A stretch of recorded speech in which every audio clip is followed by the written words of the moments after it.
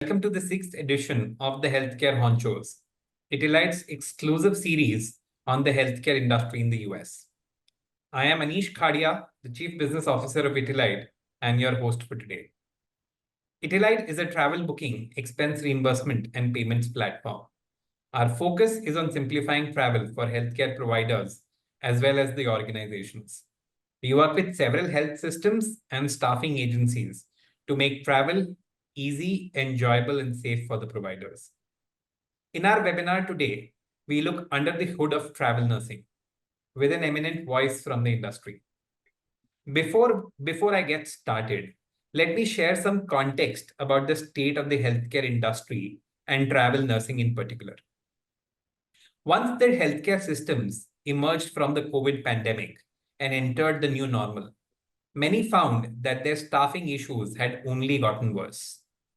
Healthcare professionals and nurses in particular experienced increased burnout from the prolonged healthcare crisis. Many chose to switch roles or leave the profession altogether. In 2023, most health systems sought to prioritize workforce stability. This has continued into 2024 with healthcare systems putting in increased effort to recruit and retain permanent nurses. However, talent shortages and turnover rates continue to persist, and hiring travel nurses remains a key strategy to fill open positions. This is more pronounced for hard-to-fill roles such as registered nurses, nurse practitioners, physical therapists, and mental health professionals. In a tight talent market like today, hiring travel nurses can widen a health system's talent pool, providing more patient coverage and helping reduce burnout. Facility administrators definitely understand that it may be easier to work with staffing agencies and MSPs to shuttle in qualified experienced nurses, rather than endure the long and costly cycle for recruiting, onboarding, and training perm nurses. The expected job growth for RNs is 6% higher than average. But the supply of travel nursing jobs cannot be boiled down to one specific number. It depends on several factors such as facility needs, geographic location, the specific role, and so on. This brings us to an important question for recruiters at healthcare systems or for RNs looking to explore travel nursing. How do you identify the right fit in a hire? What type of opportunities align with your qualifications and aspirations? To answer this and more pertinent questions, I am thrilled to welcome one of the true veterans of the nursing profession. With 28 years of experience as a registered nurse and a background that spans from bedside care to corporate leadership, please welcome Peter Mecouch, Chief Clinical and Compliance Officer at General Healthcare Resources. Peter, it's a pleasure to have you at the Healthcare Honchos. Can you start off with telling us a little bit about you and your journey till now? Sure. Thank you, Anish. I became a nurse in 1993, so I'm actually at 31 years of nursing. I did about 15 years of clinical nursing, direct patient care. My areas of specialty were nephrology nursing and critical care. I both worked as an employed staff nurse and for a period of time worked as an agency staffing nurse. I did local agency staffing, not travel agency, in the greater Philadelphia market. Moved into nursing leadership and nursing management, eventually into hospital administration, and have made my way to General Healthcare Resources in the last 4 years. Moving into the staffing industry was a new role for me, not something that I would have ever imagined, even as soon as 5 years ago. Would I imagine that I'm sitting here talking to you and our listeners, being in charge of clinical and compliance for GHR Healthcare. I have always loved the career. I went to nursing school right out of high school. So that made me a bit of a unicorn. And knew when I was a sophomore in high school that nursing school was what I wanted to pursue. I do come from a family of nurses. My mom, my mom's sister, and my mom's mother were all nurses, so I consider myself a third generation nurse within that side of the family. Um, and uh, you know, knew well ahead of time before nursing school what I was getting into, because my mother and my aunt were more than happy to tell me what nursing was going to be like when I got there. So Well, then I should correct myself. You have not just 31 years of nursing experience behind you. You have 3 generations of nursing experience behind yeah, you, yep, yep, right? Which brings yep. me to my first question. Um, you've had a long and distinguished career in nursing. How have you seen the profile of a nurse evolve over this period? So I would the profile of a nurse and the profile of the profession. I think that they have symbiotically grown together. I think nursing as a profession, we have seen a lot more nurses with advanced degrees. Um, in the last 20 years, we have seen the push to see more baccalaureate prepared nurses coming out of school, working directly at the bedside. In my own experience, I have seen nurses working still at the bedside with masters and PhDs or doctorate in nursing practice degrees. So I think that one, the profession has pushed itself to become more strongly educated and tie that education to accolades that go back to collegiate degrees and advanced collegiate degrees. I think that the industry or the profile of a nurse has become as much technology and uh, forward use of technology in care of patients as it has always been the simple touch of a human being providing care to an individual who's at their worst point in their life. I think that education, professionalism that ties back to that advanced education, and the advanced learning that nurses are doing. I also think that nurses are focusing a lot on certifications. They're focusing on certifications and expressing their expertise in their different areas of nursing through those certifications. Whether that's a certification in emergency room nursing or a certification in critical care nursing. I think nurses are tying back their clinical expertise and putting a capstone on that expertise by getting those non-academic certifications, but nonetheless rigorous certifications with X amount of hours worked in that area, comprehensive exams that tie back to that certification, and then ongoing education with continuing education requirements or repeating that examination that ties back to their certifications. Um, Thirdly, I would say that there's been a lot of focus on the nursing realm and advanced practice. A lot of nurses are coming into the field. They're spending some time at the bedside, and then they're going back to school to become nurse practitioners or certified registered nurse anesthetists. And they're entering the world of licensed providers.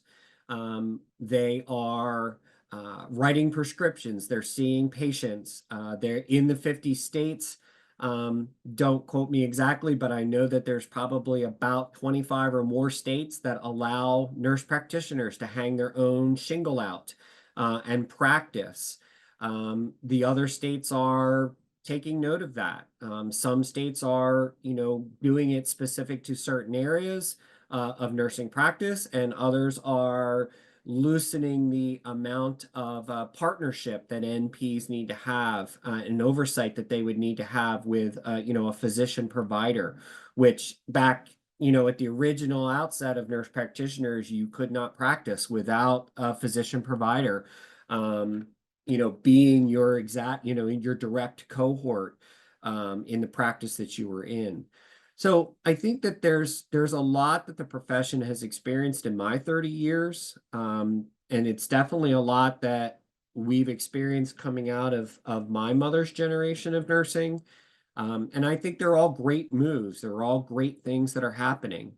Um, and I think that the fourth thing that I would add ties back to our conversation today.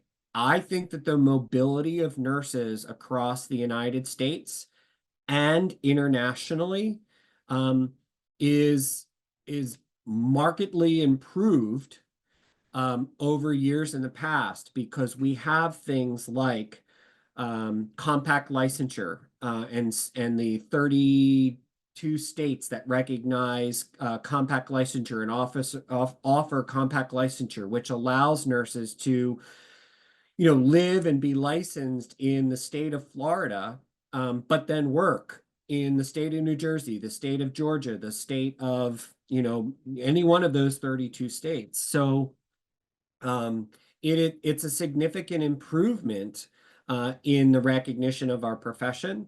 It's a significant improvement in the, mobility and, um, uh, I lost the word there. The mobility of nurses, but also the ability to pull nurses to higher areas of need. Um, we may have a region in the United States that has a much higher need for nurses, and that may be due to, crisis. That may be due to seasonality issues. Nurses are able to make those moves. And there is a class of nurse out there that they're seeing the United States by traveling from state to state, spending time, and they're making a career of using their skills and their certifications and their licensure to also see parts of the world and parts of the United States they might not ever see if they stayed as a staff nurse. And I think that that's a great thing. It's not something that I partook of when I was in my 20s and 30s. I sometimes wish I had. But we have nurses who are professional travel nurses, and that's a wonderful thing, not only for them and their lifestyle, but it's a wonderful thing for the facilities that need them, and that they're willing to come in and support, in that process.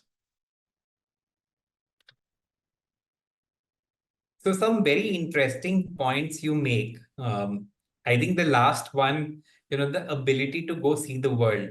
I remember when we were prepping for our discussion today, you mentioned that you spent most of your career just, just in the Philadelphia area. Hmm. So, so yeah, that adds a very different dimension to the role itself. My Absolutely. next question is around the hiring of nurses. Right now, you Mhm. mentioned nurses are now going for advanced degrees much more, going for professional certifications as well. How has this translated into what recruiters look for when they hire a nurse? And has COVID impacted this in any manner? So, the recruiters are going to be responding to what our clients are looking for. Our clients are going to be spelling out what their needs are based on level of care, where those nurses need to have expertise. Um, they're also then going to spell out what do they expect of the nurses in terms of certifications, in terms of, experience. Many facilities, many clients want to see nurses that have a minimum of 2 years experience, at the level of care the nurse expects to work at. So if I'm an ICU nurse and I've been a nurse for a couple years working med surg tele, and I just moved to the intensive care unit, 8 months ago, I might be able to go work a med surg tele contract, but I'm probably not going to be able to place myself as an ICU level nurse, because they're going to want to see at least a year, if not 2 years, of that level of care experience from me in my profession. Um, I think that, the recruiters are going to, they're going to ask to see, solid resumes. Those resumes are going to have to spell out what have you been doing. If you are an experienced nurse, where have you been? How long were you working there? It's important for many of our clients to have certain background checks run. And so we need to see from a nurse a solid resume that tells me how long you've been in this state and how long you've been in that state and who were you working for in that facility. That's also important. Many nurses will say, well, I worked at X hospital for the last 3 months. You weren't employed by that hospital. You were working for that hospital for GHR. So GHR was your employer, not the hospital. So if we go to run a background check, we call X hospital and X hospital goes, we don't even know who that nurse is because they have no record of their employment. They were there as a contingent labor contract, and GHR was really the employer of the last 3 months. So solid resumes and resumes that are up to date. It can be, I would imagine, painstakingly difficult to keep track of what's going on with your career when you make changes like that. And if you're an experienced travel nurse, and you're traveling to, 3 or 4 different facilities, maybe in a year or 2 years, keeping updates to your resume is something that's going to be important because that's going to be something that the clients are going to want to know, where have you been and what have you done?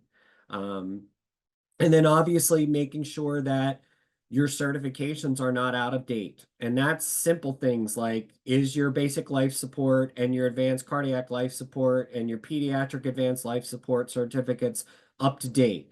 Are they going to expire during your current contract? If I'm getting ready to sign a contract to start on, the 9th of September, I'm going to have trouble selling myself as a travel nurse if my BLS expires at the end of September and I don't have proof that I've got a class scheduled and I'm ready to go.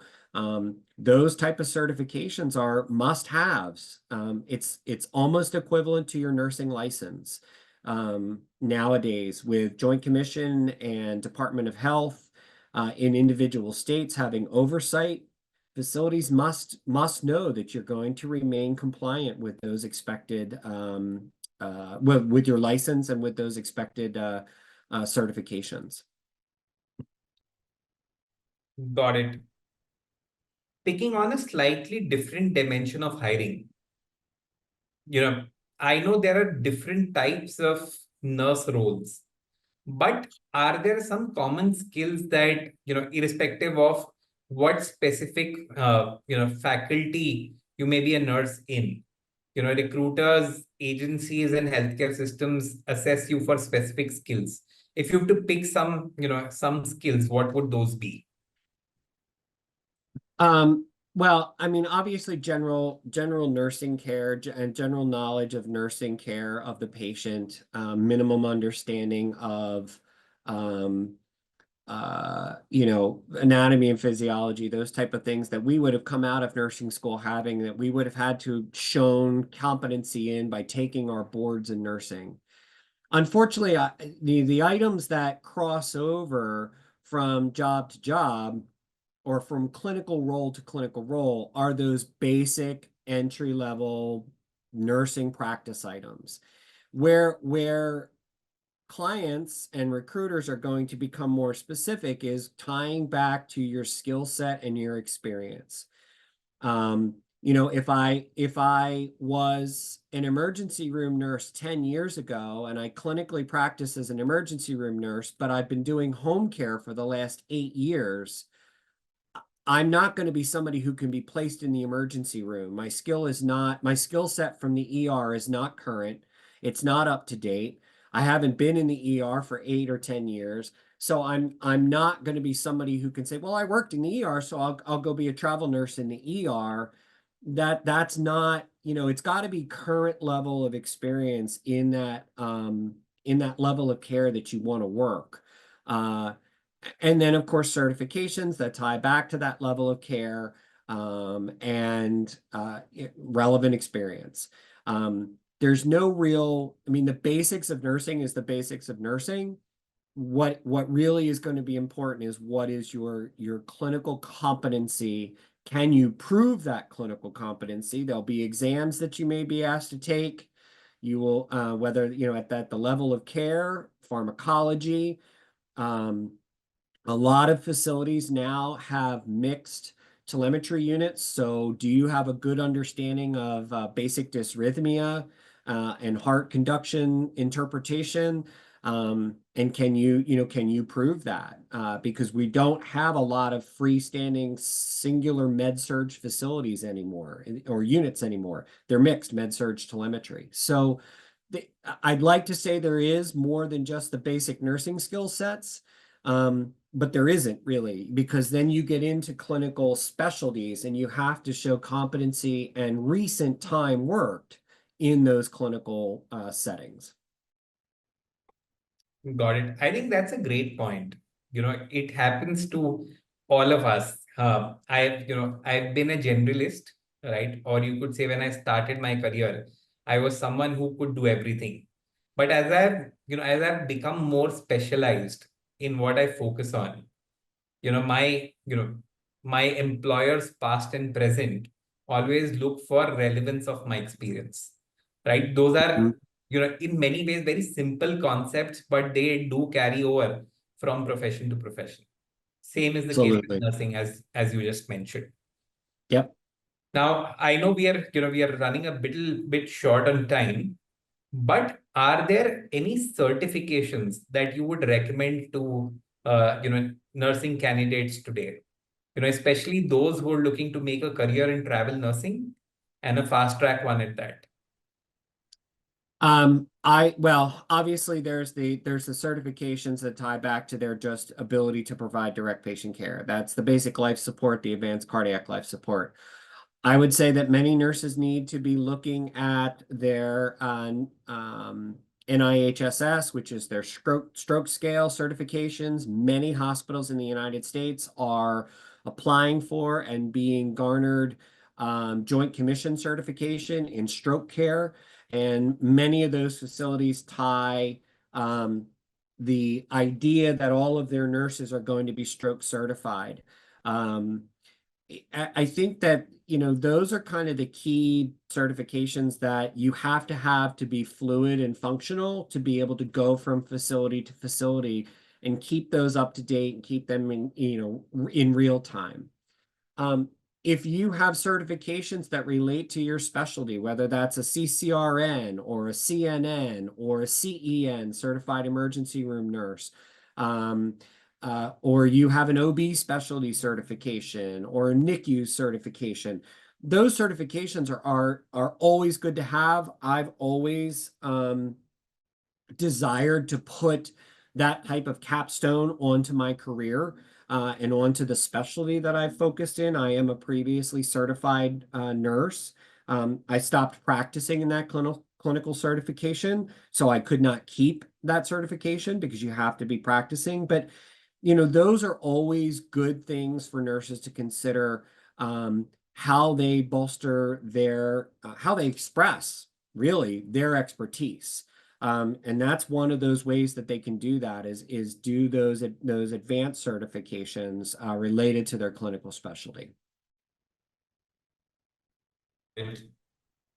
All right, I think I have space for fitting in one final question. Um, Sure. so Peter, as an industry veteran, what would your top 3 tips be for a budding nurse? For a budding travel nurse or for a budding nurse? For a I can budding travel nurse. For a budding travel nurse. One, I would say be very comfortable with your clinical area of expertise and your clinical area of practice. Understand that while the jobs are there, we are no longer working in COVID, and clients can be a lot more picky about the amount of experience that you have or the amount of experience that they're requesting of nurses. I would say that a novice nurse who has less than 2 years of clinical experience may not fare well as a traveling nurse. You may find jobs. You may have a recruiter who says, "Hey, I've got a client that, wants you to come," and you may get that job.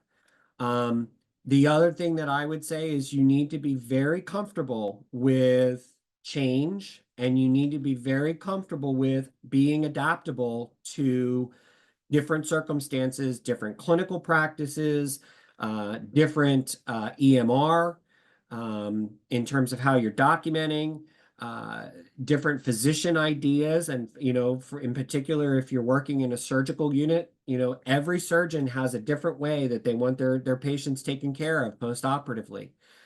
So you need to be flexible. You need to have some adaptability. Um, if you're feeling at the least bit timid in your current nursing career, and you're, less than 2 years out of practice, maybe wait another year, get another year under your belt. Um, in our profession, we talk about novice to expert.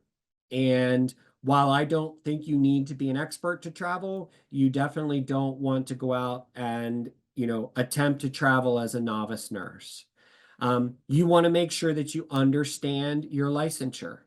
One of the things that we in the industry run into a lot is nurses are applying for compact licensure in their home states. They're getting that compact licensure, and then they're able to go and work elsewhere. Nurses are unfortunately forgetting that when they move, they need to notify their primary state where they earned that license, that compact license, or they were given that compact license. They have to notify that state in 60 days. That's the rules of the compact licensure. And we frequently struggle with nurses who are coming to us and say, "Well, I have a Florida compact license." Okay. Well, where do you live? What's your tax home? Where is your driver's license from? Well, it's from Georgia. I, well, I appreciate that Florida and Georgia are, adjacent to each other, but you can't live and claim Georgia as your primary state of residence and work on a Florida compact license. You need to notify Georgia that you've moved and apply for your compact license there. And you need to notify Florida that you're no longer living there. So, I mean, that would be another thing that I think, advice wise, please read the rules about your compact licensure and understand it's a great vehicle for you and your profession. It's a great vehicle for our profession in terms of assisting our clients across the nation and placing nurses. But your license is not transferable just because it's a compact license. You have to have proof of residency. Um, and I think the third would be, you know, be prepared to go through every single time you're going to do a new contract. Be prepared to go through a bit of work. You're going to need a background check run. You're probably going to have to do a drug screen of some kind. Your agency and your recruiter is going to collect from you your driver's license, your I-9, all of your employment documentation needs to be filled out. You're going to have to sign releases to run that background check and drug screen. We're going to need you to go and get a physical depending upon when your last physical was done.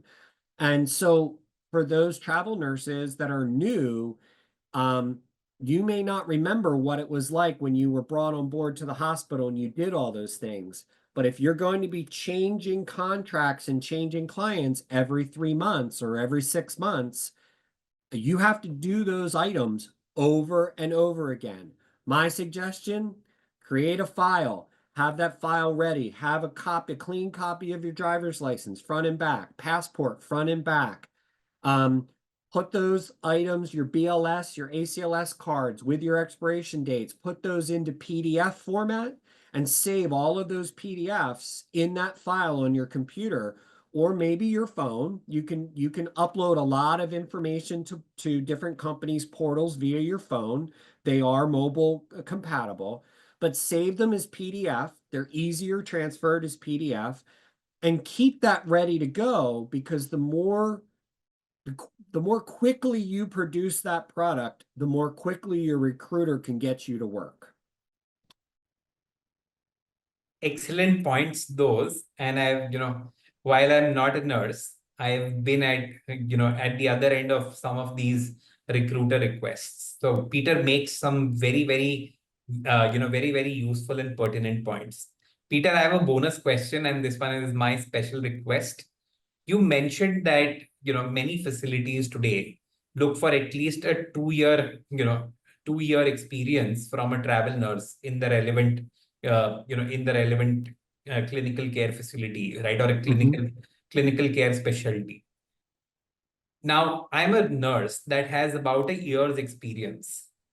Right now, of course, I can keep working in that, in that specialty for 1 more year and get this experience. But is there another way for me to get more experience faster? Sure. I mean, you can always look for, if there's other hospitals in your area, other systems, you can always look to start per diem jobs. You can always look to pick up roles where, maybe you're just picking up some extra shifts that are outside. It'll show on your resume, it'll show some variability in your experience. It'll show that you've stretched yourself a little bit and some adaptability because you're learning to work in hospital A and hospital B.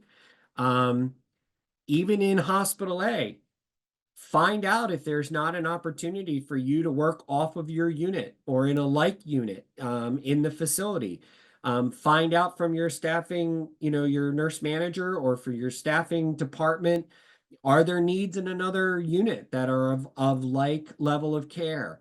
Um, you know, push yourself to get certifications that you might not need today to do this job, but you want to go and start training and practicing, or you want to move to the next job. You have to, maybe there's certifications that you could get, IV therapy, or, take some advanced arrhythmia classes and learn to do EKG interpretation better. There are always things that you can do in the career that will make you a stronger candidate. Take a critical care course.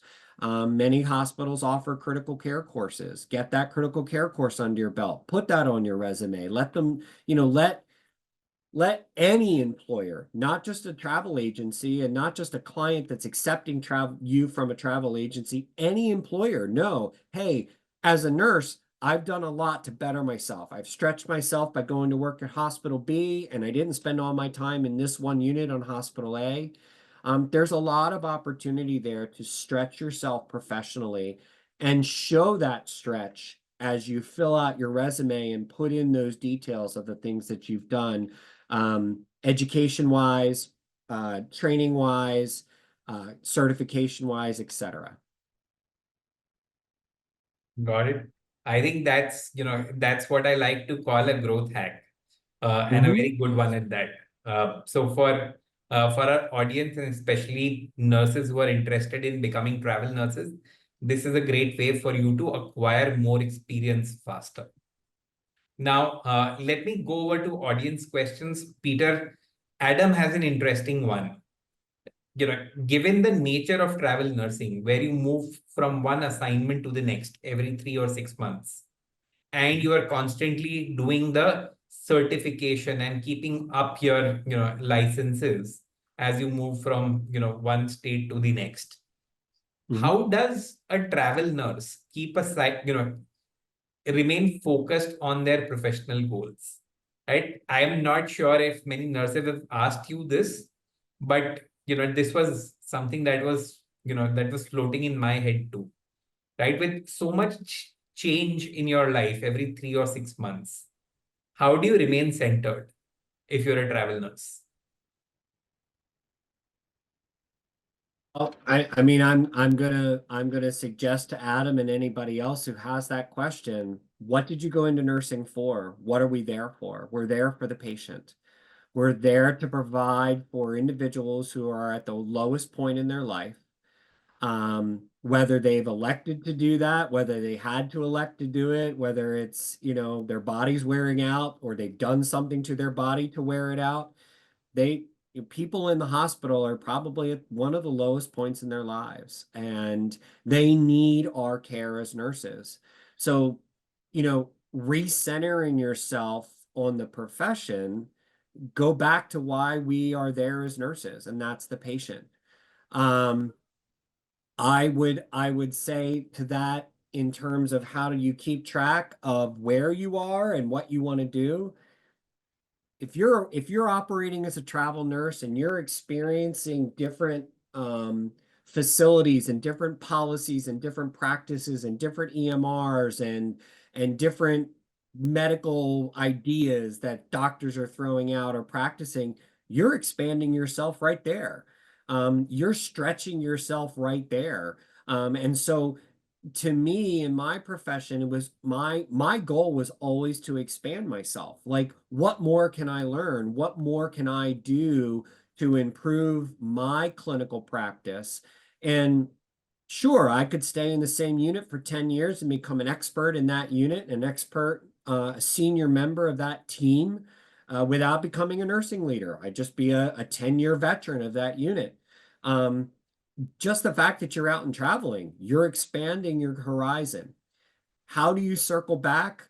Well, keep a calendar of expiration dates and so on and so forth, reminders so that you don't forget certifications are timing out or expiring. Um, Stay focused in one area. Um, if you really love critical care, get some critical care experience under your belt and then go and do critical care. One of the things that happened for me as a nurse when I was doing my agency work, I was asked by hospitals to go give different units tries, even as an agency nurse. So, I, I did emergency room, I did ICU, I did GI lab, I did bronchoscopy lab, I did cath lab. It led to me being asked to do a lot of different things as an agency nurse because I get pulled to another unit and I'd say, okay, well, I'm comfortable going and managing X, Y, and Z, but I've not done Yeah. these other items. And they'd say, great, well, we're going to teach you how to do that now that you're here. So I expanded my experience, which to me was part of the focus of my career is how do I grow myself and challenge myself to be doing different things in my nursing career. So that was one of my goals, and I actually obtained it by being an agency nurse. Terrific point once again. I think, Peter, you're a gold mine of insight. So I think Molly's question I particularly like. She's talking about, I'm a travel nurse. How do I manage finances? Right, especially given that income and expenses can vary state to state. Yep. Very, very real life question. I'm not sure Yep. you have the time to answer this, but I, I'd love it if you can. Sure, I do. I have time. First of all, I mean, I don't want to be the financial advisor, but Molly, find a budget. Find a budget and learn to live on that budget. Um, and if you're traveling, you are most likely working with a split form of income. You have your taxable income, which is your hourly wages that you're receiving for work rendered. And then you have your tax-free reimbursement or your tax-free MLA, which is your duplicated expenses. So if I keep a home here in the state of Pennsylvania where I live, but I'm going to travel to California as a travel nurse, I'm going to duplicate expenses. I'm going to have expenses that are paying for my apartment or paying for my home in Pennsylvania, and then I have to pay for food, room, and board in California while I work my contract. And in many cases, that is a non-taxed, straight reimbursement that comes to you from your employer. But you need to be making sure that you're documenting you personally for your IRS situation. You need to be documenting your duplication of expenses. You need to keep record of what those expenses were, whether you lived in an Airbnb or you rented a hotel room. what travel you had back and forth. Maybe you go and work 2 weeks and you take a week off, or you do your block schedule and you got a couple days off. You're going to go back to Pennsylvania. Keep record of that travel. Budget's going to be the biggest one. Travel nurses and agency nurses do tend to make a little bit more hourly than staff nurses. And the reason they do is because they expect to be paid, and they should be paid for the flexibility and the readiness that they bring to, hey, I'm a nurse, I'm going to come into your facility, I'm going to help you with your staffing issue, and I'm not employed by you. I'm not receiving your benefits. I don't have your pension or your 401k options. And so I'm going to get paid a little bit more per hour to come in and be that, kind of Johnny on the spot person that needs to help you with your staffing stuff. So a budget's going to be important. Good records, clean records about your duplication, how you've spent the money that is not taxed, how you are saving money that is taxed, and what you're using that taxed income for, and how you're managing those funds. Work with your recruiters. I mean, if there is, sometimes there's options for, temp to perm. Sometimes there's options for facilities being willing to cover travel. It all depends upon what the client needs and what the client's willing to expend. And I'm not saying that every facility offers travel coverage, but there are some out there that do. And it all depends upon your contract. So I would start with a budget. I would start with an understanding of where you're going. I mean, if you're going to go work in California, your cost of living to work in California for 3 months is going to be much higher than my cost of living here in Pennsylvania. And so, be prepared to, you might be expending more money than you're actually being reimbursed, just because cost of living is difficult to measure, and it's difficult to, some of that may be put into your actual salary, your actual hourly rate. Cost of living may be addressed there by the client and not in your other funds. So budget is going to be the biggest thing. Keeping track of that and keeping track of your expenses, understanding what they are. And you may find, secondarily, there are websites out there, there are resources out there. I can't give them all to you. I've not used them myself, but they exist, where travel nurses have set up budgets and they've set up online programs for you to track your expenses, etc. Talk to your peers in the industry, get on to chat lines, ask them how they're managing their funds. There are mechanisms out there to help you keep track and keep good track of your expenses and set those budgets that you need to set when you're traveling. All right. With that, audience, we come to the end of our webinar today. I think if you are a travel nurse, I'm sure you've got at least one insight a minute, right? And I can truly say, Peter, this has been one of the most insightful conversations I've had on the Healthcare Honchos. So on behalf of our audience and Itilite, thank you very much for taking time out and giving us these wonderful insights. Travel Absolutely. nurses and recruiters, I hope you've got some very interesting points from our conversation today. And very soon we'll come back to you with a fresh episode of the Healthcare Honchos. Also, don't forget to catch us on YouTube. So we'll be putting up some of the, we'll put up the full recording on YouTube, but also put up some of the shorter clips. Very valuable insights from Peter in the form of YouTube shorts. So do check out our YouTube channel and look us up. Thank you. Thank you once again. You've been a wonderful and patient audience. Have a great rest of the day. Thanks, everybody. Thanks, Peter. Thank you, everyone.